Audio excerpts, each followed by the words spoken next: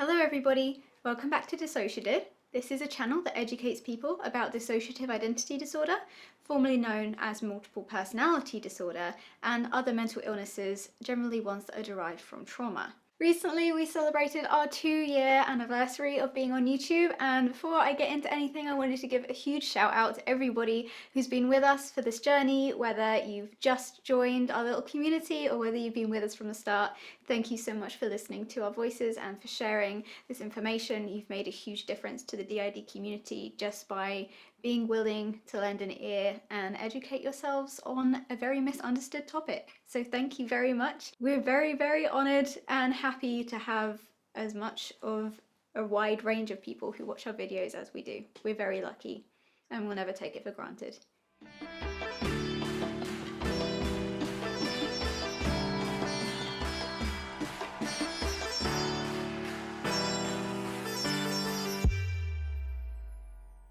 So back when we first started running our channel, this was before I integrated, I'm Nin. I used to be Chloe. Chloe was the person who started this channel. Chloe then integrated, fused with another alter called Nina to create me as I am now, Nin. So I used to be both Chloe and Nina, and now I'm Nin. So I have all those memories. I remember starting this channel as Chloe, and when we did, I made this series called All About Alters. Now, All About Alters 1 has been taken down because when we started this channel, we did not think that it was gonna get as much attention as it did, and we're very grateful for it, but we've made a rule that we don't talk about our littles or share personal information about our littles, our child alters, on the internet for our own safety and for their safety. And in that video, a name was mentioned. So I figured, due to so many new people joining us, what better place to start than the very basics. So this is going to be a rebranded, updated version of All About Alters 1. So let's start off with the super basics. What is an alter? An alter stands for alternate state of consciousness, alternate state of identity, and alters are essentially fragmented parts of somebody's consciousness, somebody's mind. The ID forms in childhood. It can only be formed before the personality is fully integrated in normal development. So as we grow older, as we are children and we move forward into the world, into adulthood, we learn what we like, what we don't like, what's socially acceptable, what's not acceptable, and how we can interact with other people, how we feel about the world, how safe it is, and the kind of people that we want to be and are becoming. All these different parts of us start off as very basic needs. These very basic ego states of I'm hungry, I want food, I need to go to the toilet, I need attention. And the more we learn, the more we grow, these begin to coalesce together into what eventually becomes our personality. In normal development, this integration usually happens around the ages of between 7 and 9, and that's when your personality becomes fully formed. In order for DID to be formed, 3 things need to be happening before this age, before the personality is fully integrated and developed into a singular personality. There needs to be repeated trauma. This trauma does not have to be abuse, but in a lot of cases it is. So we have videos on trauma, and that goes through lists of examples of trauma, how it affects the brain, how it affects the body, the long-term effects of it. So if you'd like to know, okay, well, how do I know if I've been traumatized? How do I know if I'm affected by a trauma that happened? Please go and watch those videos. They're very scientific and they should help you. But there needs to be repeated trauma, so not just a singular event, repeated trauma.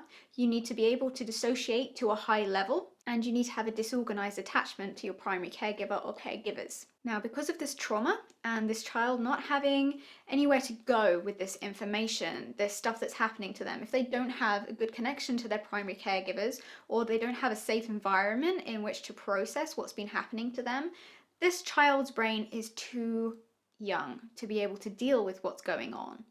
They have nobody to help them, they don't feel safe, and the brain will put up amnesia. It will create memory loss and amnesic barriers, which eventually prevent those parts of you, those parts of your consciousness from fully integrating, fully joining together when it comes time to in normal development around the age of 7 to 9.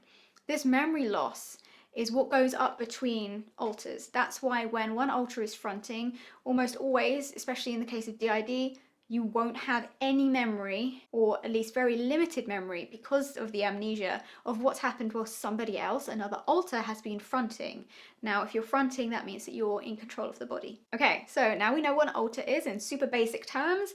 Why are alters different from each other? Okay, so why are some alters different skin colors? Why are some alters taller? Why are some older? Why are some younger? Why do some have different religious beliefs, spiritual beliefs, different moral compasses? Alters are just like any other person. They're just as real as any other person, and in most cases just as developed as anybody who has their own individual personality, a singular, coalesced personality. Many alters will have existed from childhood, which means that they will have grown and developed just like an ordinary person. They will have experienced things throughout their life. In some cases, for some alters, a lot of those things will have been extremely traumatic.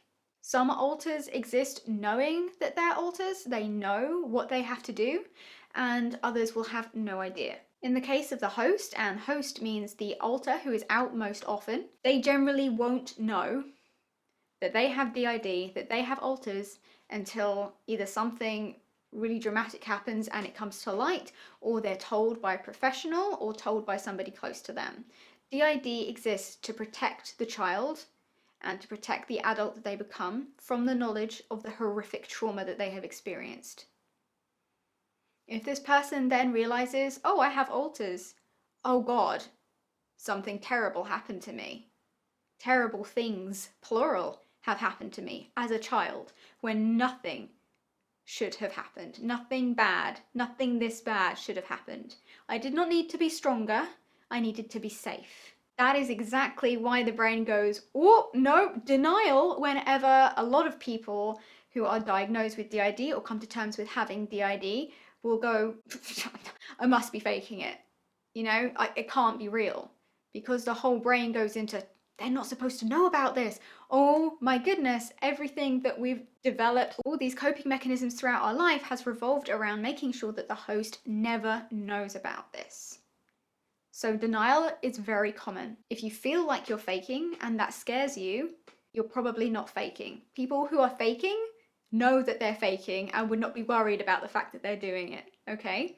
It's valid to feel like you might be making it up. It's the brain's natural response to this kind of thing. Each alter in a system is the collective name for all the alters in one body. Each alter will have amnesia to varying degrees between them and the other alters in their system and what's happened while somebody else has been in the body. This means that every alter will have experienced different parts of this person's life. So these events may have led one alter to develop very different spiritual views because of what they've experienced compared to another alter who may not have experienced those events that led the other alter to become more spiritual in who they are. The other important thing to remember is that a child's mind is what creates alters. The mind will pull from what is readily available to it. So things that are already floating around in that space. So what do children watch a lot? It's going to be kids' movies, it's going to be TV, it's going to be children's books, and it's going to be things that aren't necessarily super accurate to how life is in the real world. So let's say, for example, a child is, let's say in this case, is being abused, and they have a favorite character in a TV show that they watch. And in this TV show, like many kids' TV shows, this character saves the world, saves the day. This child's brain, while they're dissociating from what's going on, may be thinking along the lines of, if only this favorite character of mine was here to protect me. Or if only this person that I saw on TV, or this person that I saw on the street one time, or this person that I know in my life. If only they were here to protect me. If only I was them, these terrible things wouldn't be happening to me. I would be able to survive this. I could be stronger. So let's say somebody knows a lot of very strong men in their life, but they're in a female body. Their brain may have associated strength with being male, and therefore a male alter may be created. In similar ways, if a female-bodied child is being sexually abused, we know that men can be assaulted, and men can be... But to a child's mind, it may be immediately, okay, if I didn't have the parts I have downstairs, this wouldn't be happening to me. And therefore, a male alter may be created to hold this experience, because this male alter may feel more removed from being in a female body. This is happening to this body, it's not happening to me, because in my body, I don't have these parts. Do you understand? It creates a dissociative barrier between what's going on and what the person feels like can happen to them. Therefore, it makes it easier to deal with. It puts some separation between this horrendous trauma and the individual experiencing it. A lot of people get bemused by skin color and things like that. Let's say the favorite character has a really, really gorgeous dark skin, and this child has grown up like connecting this skin color to their favorite character to strength. This is how alters are made. The brain pulls from things that are comforting, things that have strength, things that may be familiar and known to the brain, whether that's from somebody they know in real life, from traits that people they know have in real life, from books, from stories, from animation, whatever. It does not have to make perfect sense, because this is a child's mind. This child's mind is doing whatever it can to survive. Alters are not made by the conscious brain. They're made by the subconscious, unconscious brain. It's a dissociative survival mechanism. It's very much the survive, survive, survive. Dissociation is a form of playing dead. This only happens when your fight or flight response fails to keep you safe. That's fight, flight, fawn, freeze. Again, if you want to know more about the fight, flight, fawn, freeze, etc. responses, we do have a lot of videos on trauma and PTSD and the biology of the brain, how this works, why this works. I wanted to keep this simple, but I'm getting heated because it's so complex. Having DID is so much more than just having alters. It's about PTSD, CPTSD, it's about flashbacks, it's about dissociation, it's about dissociative seizures, it's about, in some cases, catatonia. It's about hearing voices that aren't psychosis. Dissociative identity disorder is not a personality disorder. It's a dissociative disorder. It's also not a psychotic disorder. These voices are kind of like you hearing your inner voice. It's not hearing voices coming from outside or anything like that. It's not like schizophrenia. Schizophrenia is a completely different disorder. Again, we have a video on DID versus schizophrenia. Alters are unique based on why they were created, what trauma they experienced, what they needed to hold, how much amnesia they have, and how much amnesia is present between them and other parts of the system. It also depends on how they grew up, the experiences that they had when they existed. It depends on what was around for the body when they were created, what was needed to keep the system safe. All of this is about survival. None of this was chosen. Nobody gets to choose what their alters look like. In most cases, alters will either come into existence with their own names, or they won't have a name. And a lot of systems have like lists of baby names and things like that that alters can go through until they find a name that they feel like, okay, that's the name that I identify with most, I'm gonna go with this name, you know? You don't name your alters. They're not characters. They're not a role-playing fantasy. Alters are fragmented parts of a traumatized child's mind that developed to keep them safe from horrible things. There is nothing fun about dissociative identity disorder, but there is so much hope if you have it. People with DID are often extremely creative, extremely intelligent. I know a lot of people with DID who are in very, very high-ranking, high-stress positions, people who are lawyers, people who are doctors, surgeons, people who work in child protection. Having DID can be completely debilitating for some people, but it does not mean inherently that just because you have DID that your whole life is over. It does not mean that just because what happened to you as a child happened and this survival mechanism came about because of it, that you then can't do the things that you love. You can live a happy, healthy, and fulfilling life with DID. No, there's no medication that helps it, but there are medications that help the comorbid disorders that may come along with it, such as PTSD and night terrors and depression and anxiety. There are ways to manage. With regular therapy, with trauma work, with improving your communication, with learning to understand your alters, with patience and work, you can lessen the amnesia between your parts. Things become less scary. I promise it gets less scary. But this is not a disorder that should be sensationalized, and this is really, really not a disorder that you should look at and think, oh, I wish I had that. Because it's not like having friends in your head 24/7. You can have introjects, and introjects are alters that are based on people from the external world.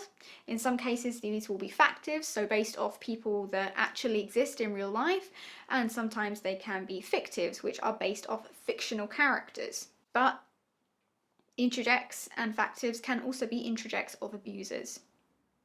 You can have an alter of somebody who abused you living in your head 24/7. Not all alters will get on. Alters will fight.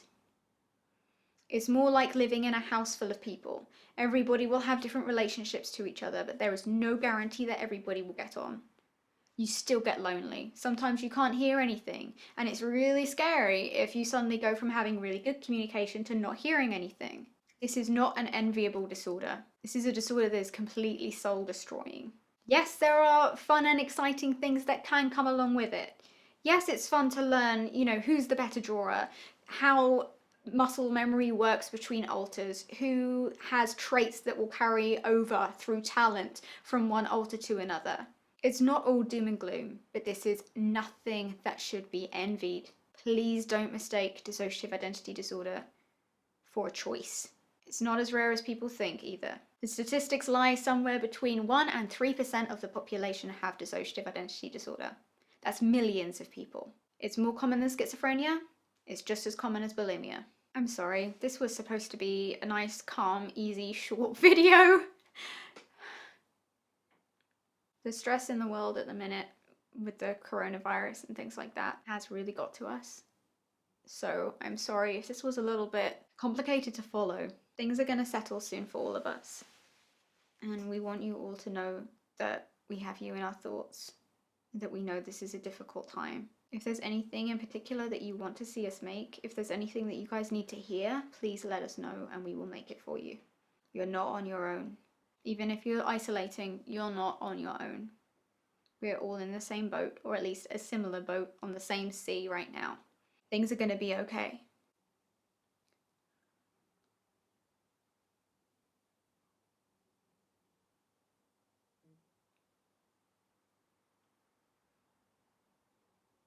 I'm dissociating.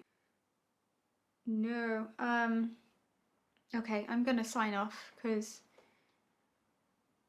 maybe I jumped back into filming before I was really ready. Okay, guys, I hope that this gave you some information that maybe you didn't know about before. I hope that this shed some light on things that may have been confusing to you, and we're sending you all our love. Please stay tuned for the next video and let us know what you think of the new filming setup, because we moved house. Lots of love, everybody. Bye.